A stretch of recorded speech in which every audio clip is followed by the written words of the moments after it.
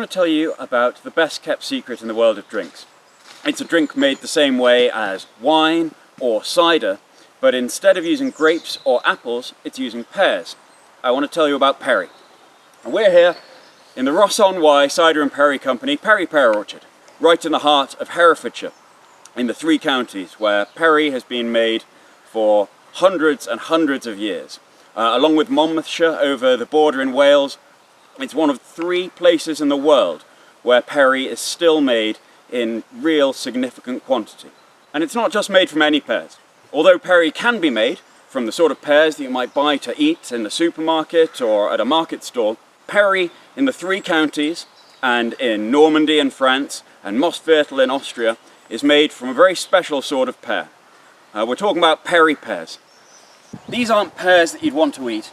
They're grown for one reason and one reason only, and that is to turn into perry. They've got tannins, they've got acidity, they're totally different to an eating pear if you bite in them, but the drink they make, thanks to that tannin, that acidity, those huge flavours, is absolutely sublime. And there are only 3 places in the world that have these very special perry pears in abundance.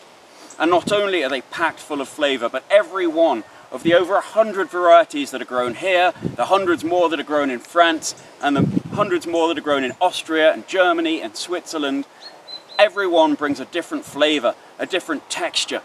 There are perries that are citrusy and green and limey. There are perries that are packed full of tropical fruit. There are perries that are light and floral and delicate. And there are even perries that are minerally and earthy and remind you of woodland walks. There is this huge, great flavour spectrum of perry, and it's never really been discussed in the detail it deserves.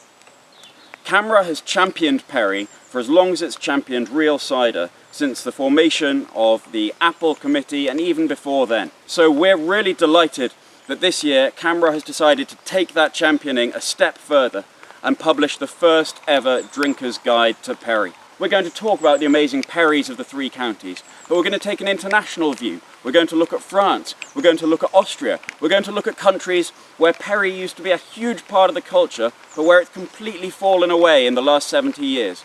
We're going to look across the ocean, we're going to go to America, where perry is made sometimes from British varieties, but you know what, sometimes from culinary varieties, sometimes from American wilding varieties. We're going to look at Australia, New Zealand, because perry is now made all over the world. In the last 5 years, there's been this great resurgence in proper, full juice, artisanally made, crafted perries. And it deserves its own book. It deserves to be its own drink, considered in its own way, and that's what we're attempting to do here.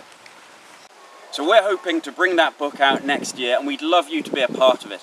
This October, we're going to be launching our pre-sales Kickstarter. So you can pre-order a copy of Perry, A Drinker's Guide. You can get involved with planting perry pear trees, and there are going to be tastings and talks. It's going to be a real perry celebration, and we'd love you to be a part of it as we bring this first ever book to life. Thank you so much.